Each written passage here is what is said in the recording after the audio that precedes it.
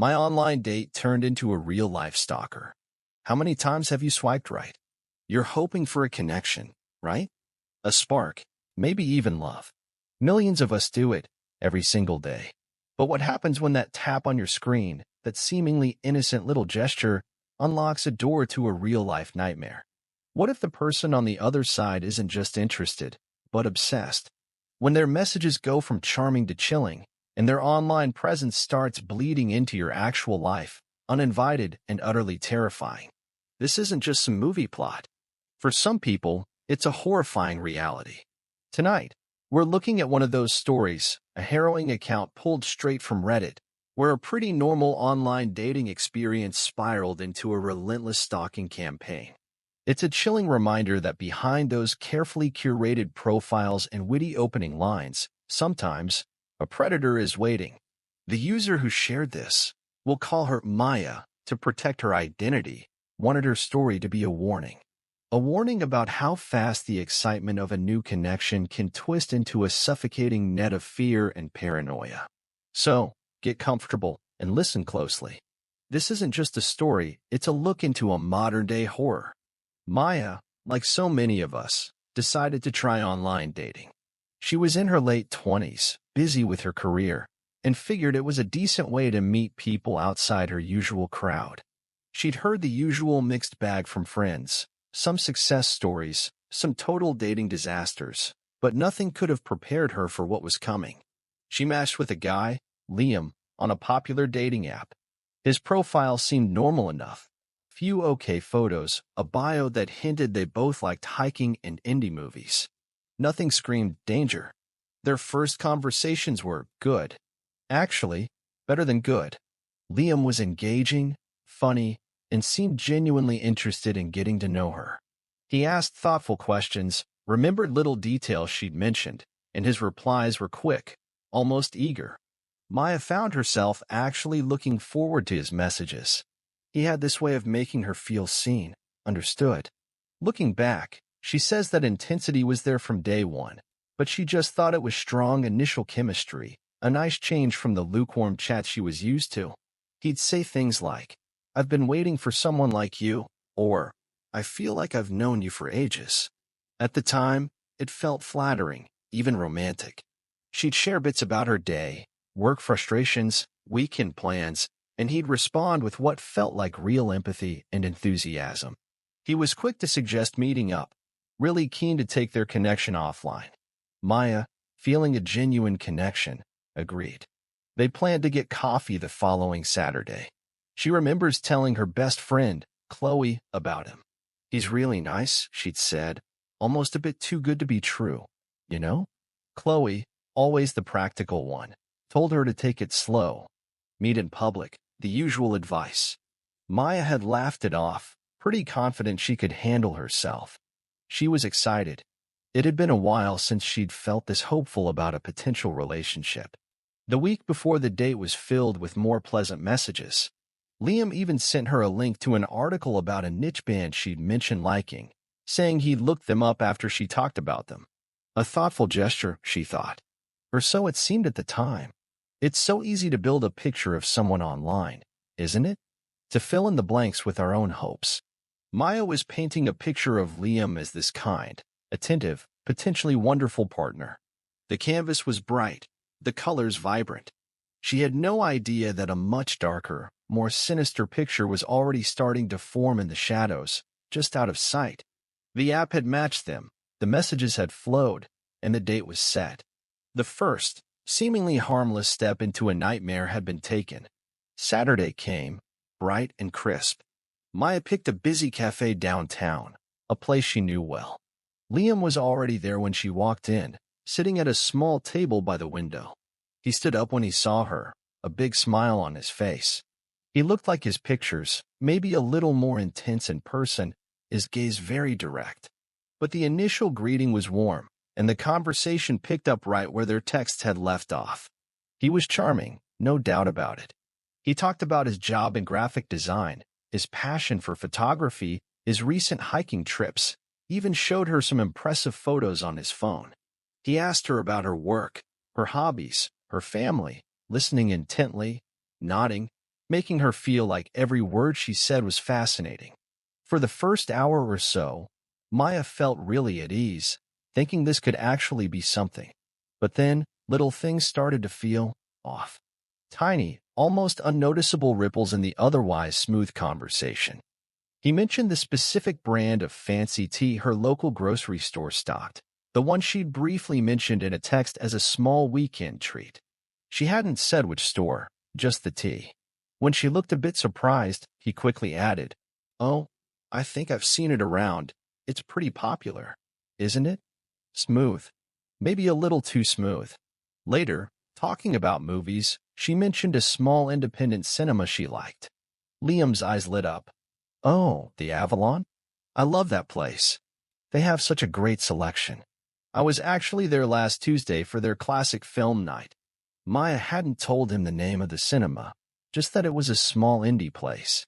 And she had been there last Tuesday. A coincidence? Plausible, sure.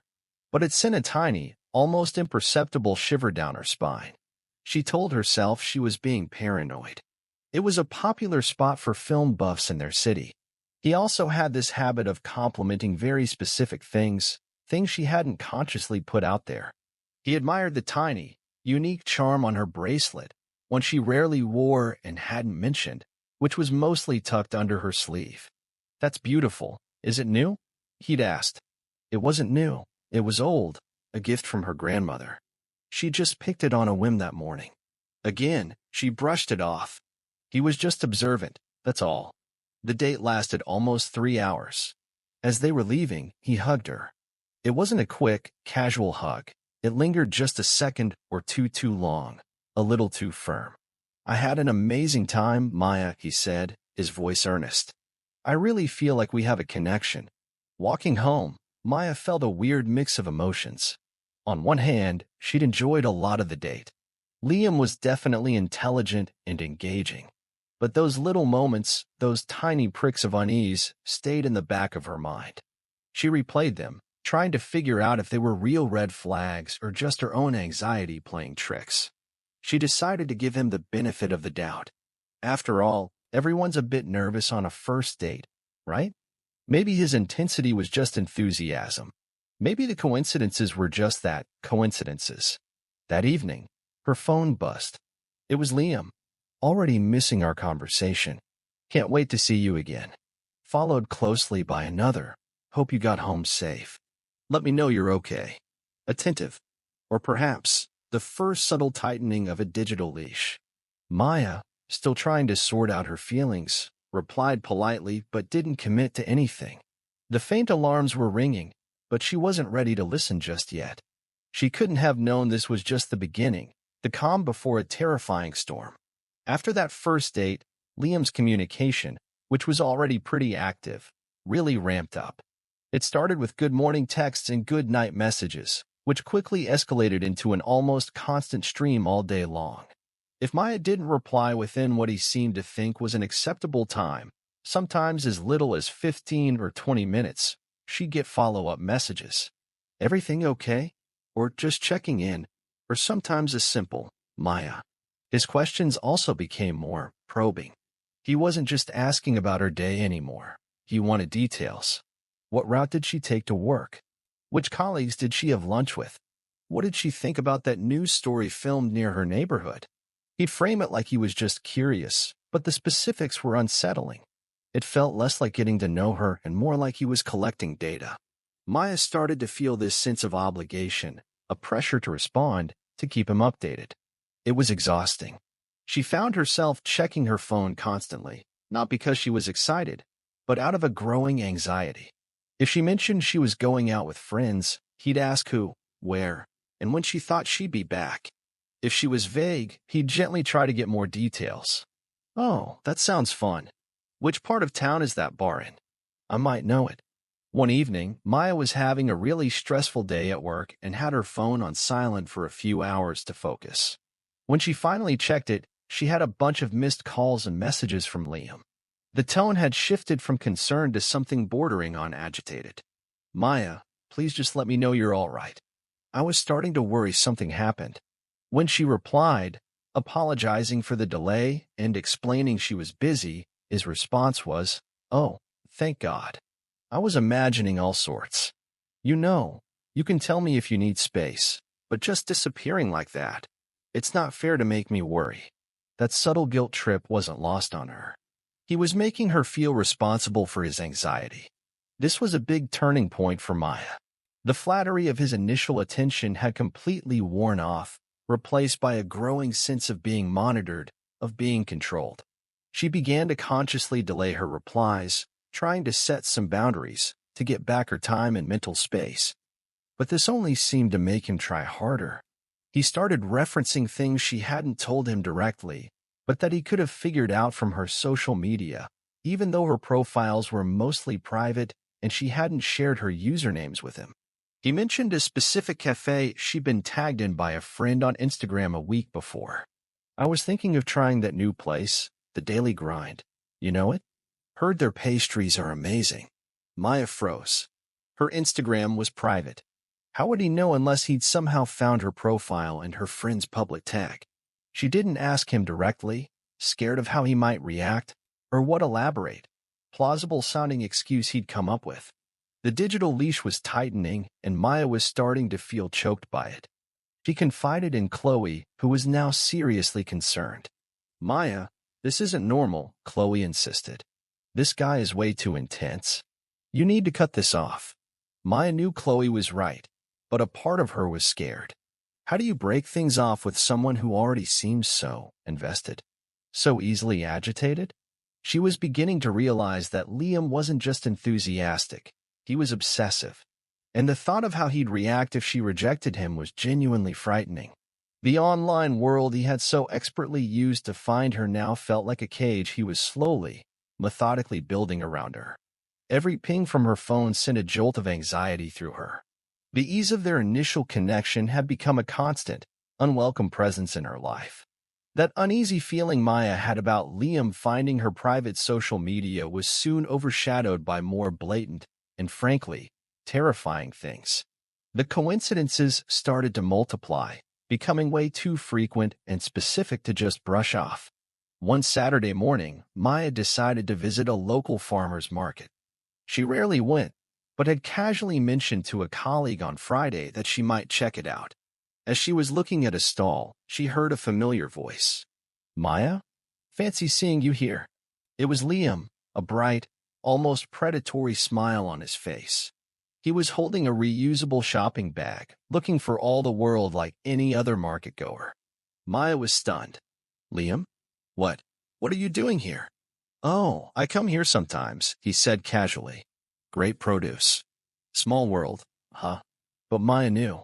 She knew with a chilling certainty this was no coincidence.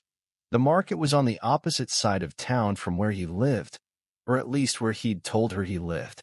How could he possibly just happen to be there at the exact same time as her, especially when she'd only vaguely thought about going herself? She tried to keep her cool, made some polite small talk, and then got out of there as quickly as possible, her heart hammering. He didn't follow, but she felt his eyes on her as she hurried away. A few days later, something even more unsettling happened. Maya got a package at her office. It was a small, neatly wrapped gift. No sender name, just her name and work address. Confused, she opened it. Inside was a beautifully crafted leather-bound journal and a fountain pen. Tucked inside the journal was a note, in Liam's distinctive handwriting. "For all your brilliant thoughts. I remembered you said you loved to write. Hope this inspires you. L." Maya's blood ran cold. She had mentioned, very early on in their texts, that she enjoyed journaling. But she had never, ever told him where she worked. She had deliberately kept her workplace specifics vague for safety reasons. How did he know her office address? Had he followed her? Had he somehow looked it up? The implications were terrifying. The gift, which might have been thoughtful in another context, now felt like a violation, a show of his ability to find her, to reach her, even in places she thought were safe. She didn't acknowledge the gift. She couldn't bring herself to. The thought of contacting him about it, of opening that door even a tiny bit, filled her with dread. But her silence didn't stop him. If anything, it seemed to make him bolder. The following week, she was out for an evening run, on her usual route through a nearby park. As she rounded a familiar bend, she saw him, sitting on a park bench, seemingly reading a book. He looked up as she approached, as if surprised. Maya. Well, this is a surprise. Trying to get my steps in too. Again, that wide, unreadable smile. Her usual running route. He knew her route. This was too much. These weren't coincidences. This was stalking. He was actively seeking her out, showing up in places he knew she would be. The city, which once felt huge and anonymous, now felt small and tight, as if he could pop up around any corner. Her friends were now beyond concerned. They were alarmed. Chloe urged her to go to the police, but Maya hesitated. What could she tell them? That a man she'd been on one date with was coincidentally showing up in public places? That he'd sent her a gift to her office? She worried they wouldn't take her seriously, that they'd say she was overreacting to an overly keen guy. She felt trapped, increasingly isolated by her fear. Liam, meanwhile, kept up his barrage of texts, his tone totally oblivious to the terror he was causing her. He'd ask about her day, suggest another date, comment on things he couldn't possibly know through normal ways. So you looked a bit stressed at the coffee shop near your work this morning. Hope everything's okay? She hadn't even seen him. He was watching her. The realization hit her like a punch to the gut. He wasn't just trying to be in her life. He was forcing himself into it, piece by piece, whether she wanted him there or not. The unwanted surprises weren't surprising anymore, just a constant, terrifying reminder that he was everywhere. Maya finally decided she couldn't live like this anymore. The constant anxiety, the feeling of being watched, those carefully planned coincidences, it was all becoming unbearable. She knew she had to confront Liam, to tell him clearly and firmly to leave her alone. She agonized over how to do it, eventually deciding that a direct, unambiguous text message was the safest bet. It created a written record without her having to see him or speak to him directly. She spent hours drafting it, trying to be firm but not set him off. She wrote, Liam, I need to be honest with you. I'm not interested in pursuing anything further, and I'm not comfortable with the level of contact we've had. Your recent appearances have made me very uneasy. I need you to stop contacting me and to respect my privacy. Please do not try to see me or message me again. She sent it, her hand trembling. The reply came almost instantly, and it was not what she'd hoped for. Maya, I don't understand. We have such a strong connection. You're just scared. I know you feel it too. Why are you pushing me away? Maya repeated her position. There is no connection on my end. I am asking you, clearly, to leave me alone. Then, Liam's tone shifted. The mask of the charming, slightly misunderstood guy cracked, revealing something far uglier underneath. You can't just decide that, Maya. After everything? After leading me on? You don't get to just throw me away like I'm nothing. I haven't led you on, Maya typed back, her fear now mixed with a rising anger. I went on one date with you. My request is simple. Leave me alone. His messages became more erratic, more aggressive. You'll regret this, Maya. You don't know what you're doing. We're meant to be together. I won't let you ruin this for us. The us chilled her to the bone. There was no us. There was only him and his terrifying obsession. Over the next few days, despite her clear request for him to stop, the messages continued. Some were pleading, others were laced with anger and accusations. Then, they took an even darker turn. He started sending her photos. Photos of her street. A picture of her apartment building, taken from across the road. A close-up of her front door. There was no explicit threat attached, but the message was loud and clear. Asterisk, I know where you live. I can get to you. Asterisk. Maya felt sick. This was no longer just about uncomfortable run-ins or unwanted gifts. This was a clear, undeniable threat. He was showing her that he could watch her, that he knew her safe spaces. She started checking her locks obsessively, jumping at every unexpected noise. She'd peek through her curtains before leaving her apartment, scanning the street for any sign of him. Sleep became difficult, her nights filled with anxious thoughts and half-formed nightmares. She told Chloe everything, showing her the messages, the photos. Chloe was horrified and insisted they go to the police immediately. This time, Maya agreed. This was beyond what she could handle on her own. The lines hadn't just been crossed, they'd been completely erased. One evening, as she was walking home from work, deliberately taking a different, longer route, she saw him.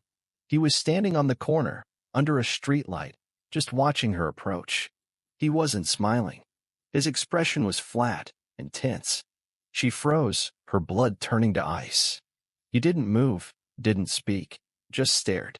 Maya turned and fled, running back the way she came, her heart pounding in her ears. She didn't look back to see if he followed. She ran until she reached a crowded street, then ducked into a shop, gasping for breath, tears streaming down her face. He didn't just know where she lived or worked. He was actively, physically stalking her. The fear was no longer a creeping unease. It was a raw, suffocating presence. He was making it clear that he wouldn't simply go away because she asked him to. He was showing his control, his ability to terrorize her.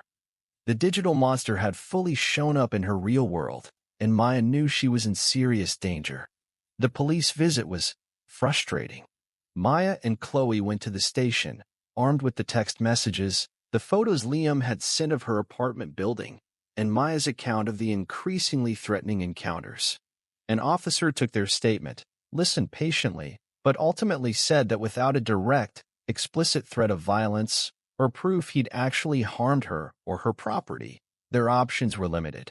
They could file a report, which they did. The officer advised her to block his number, to change her routines, to beef up her home security, and to call them immediately if he escalated further or made direct contact. It felt like a pat on the head, a reassurance that did little to calm the terror brewing inside her. Block his number? He knew where she lived. He knew where she worked. Blocking him on one app felt like putting a tiny bandage on a gaping wound. Maya did block him, of course. On the dating app, though he was likely long gone from there, his phone number, any social media profiles she suspected might be his. But it felt pointless. He had already broken through her digital defenses. The next few days were a blur of intense anxiety. Maya barely slept. She got a locksmith to change the locks on her apartment door and install a deadbolt and a security chain.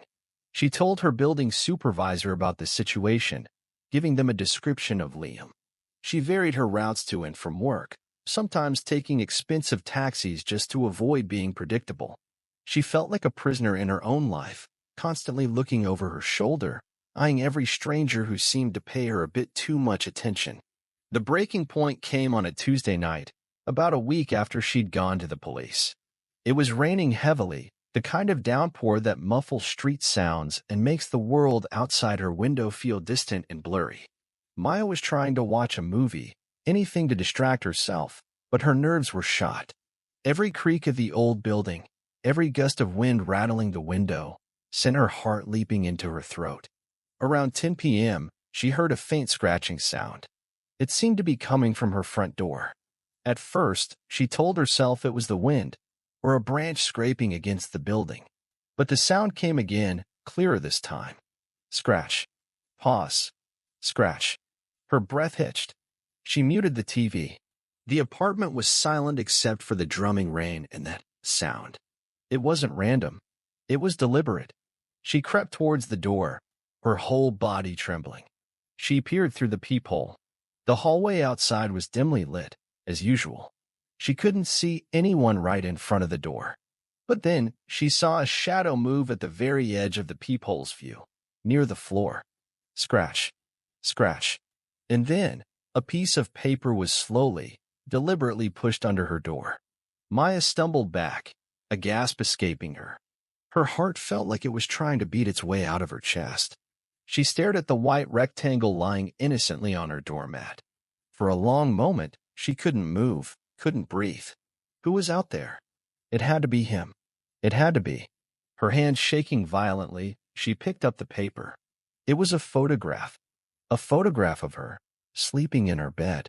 Tom stopped. The air left her lungs. How could he have taken this picture? Had he been in her apartment? Was he still in her apartment? A wave of pure, Undiluted terror washed over her, so strong it almost buckled her knees. The photo wasn't professional, it was grainy, like it was taken with a phone in low light, but it was undeniably her, in her bed, vulnerable, asleep, and it looked recent. Then she heard it, a soft chuckle from the other side of the door. Low, menacing. "I told you, Maya," his voice, muffled but unmistakable. "You can't get rid of me. We're meant to be together." She didn't scream. She couldn't. The sound was trapped in her throat. He was there, right there, just a few inches of wood and metal separating them. And he had, somehow, been inside. Or had a key. The locks were new. How? Her mind raced, desperately trying to find an answer, a way out. Had the locksmith been compromised? Had Liam somehow copied a key before she changed them? Or was there another way in? A fire escape? A window she'd forgotten to secure? The photo, it meant he'd been close. Terribly, intimately close. This was the absolute limit. He wasn't just watching from afar anymore. He had breached her sanctuary in the most terrifying way imaginable. This wasn't just stalking. It felt like a prelude to something far worse. The image of herself, asleep and unaware, while he was potentially in the room with her, would be burned into her memory forever. This was the night the fear became truly, life-alteringly real. That sound of his voice, that chilling chuckle, finally snapped Maya out of her frozen terror. Adrenaline shot through her. She backed away from the door, fumbling for her phone. Her fingers were clumsy, slick with sweat, but she managed to dial emergency services. 911. "What's your emergency?" Her voice was a ragged whisper at first. "There's someone outside my apartment. He's been stalking me. He slid a photo under my door, a photo of me sleeping. He's talking to me through the door." She gave her address, her name, her apartment number, her voice shaking but getting steadier with each word. The dispatcher kept her on the line, asking questions, reassuring her that officers were on their way. Maya huddled in her living room, as far from the front door as possible, her eyes darting around, convinced he might try to break in. Every second dragged on. She could still hear faint movements outside the door, then silence. Had he heard her on the phone? Was he leaving? Or was he waiting? The wail of sirens in the distance was the most beautiful sound she had ever heard. As they got closer, she heard footsteps pounding down the hallway. Heavy, purposeful footsteps, not Liam's quiet movements. Then, loud, firm knocks. "Police. Open up." Maya scrambled to the door, her hand hesitating over the new locks. "He was just here," she cried out. He was right outside.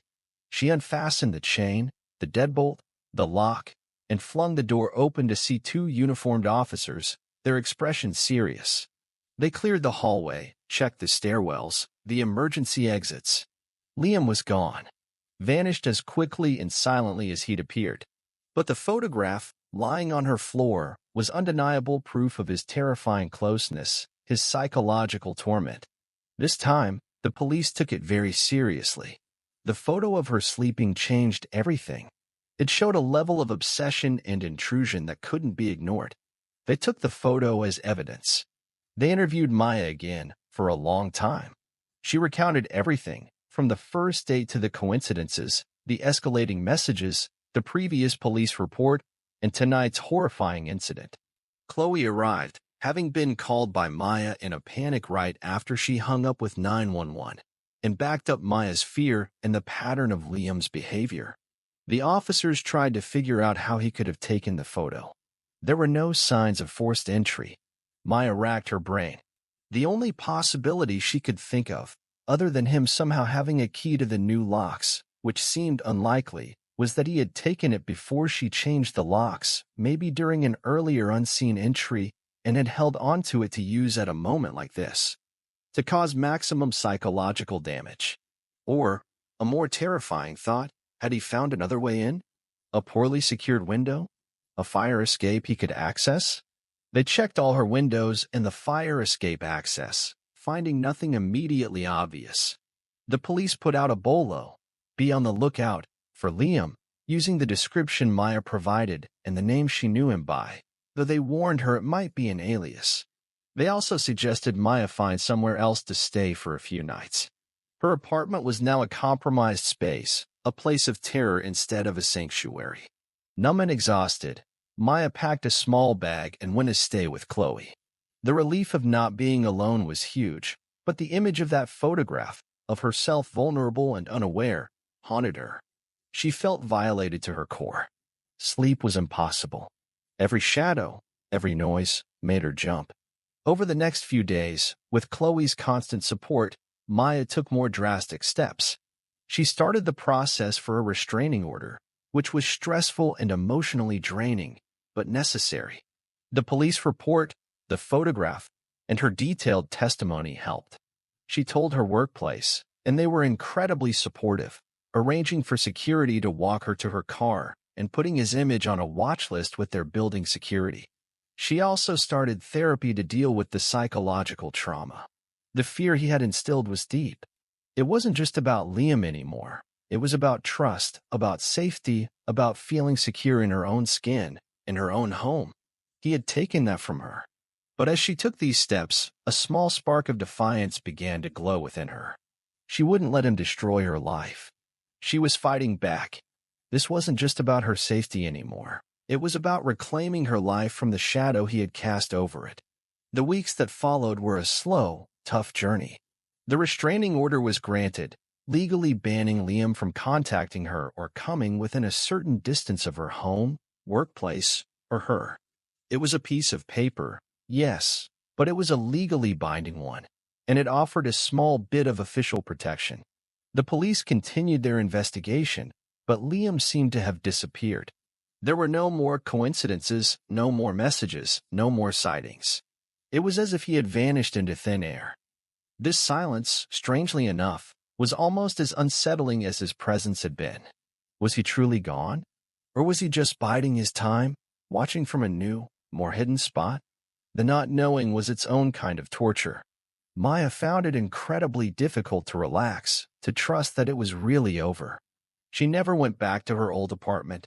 The memory of that night, of the photograph, of his voice through the door, was too deeply burned into the walls. With Chloe's help, she found a new place in a different part of the city, in a secure building with better surveillance. Moving was an ordeal, but it felt like a necessary step in getting her life back. Therapy helped. Slowly, she began to process the trauma, to understand the patterns of stalking and psychological abuse. She learned ways to cope with the anxiety and the hyper-alertness that had become her constant companions. She learned that what happened was not her fault. She hadn't led him on. She hadn't asked for it. She had been targeted by a predator. Her friendships deepened, especially with Chloe, who had been her rock through everything. But her ability to trust new people, especially romantically, was shattered. The thought of online dating now filled her with an almost phobic dread. How could she ever trust a smiling profile picture again, knowing what could be hiding behind it? Maya shared her story on Reddit, anonymously, months later. She wrote it as a warning, a way to process her experience, and maybe to help someone else recognize the red flags before it was too late. The flood of support and similar stories she received was both heartbreaking and validating.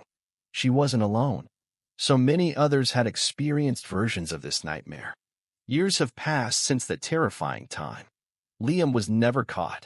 Sometimes, Maya wonders where he is, if he's doing this to someone else. The thought makes her stomach churn. The experience changed her fundamentally. She's more cautious now, more guarded. The shadow of what happened still lingers, a faint outline in the back of her mind.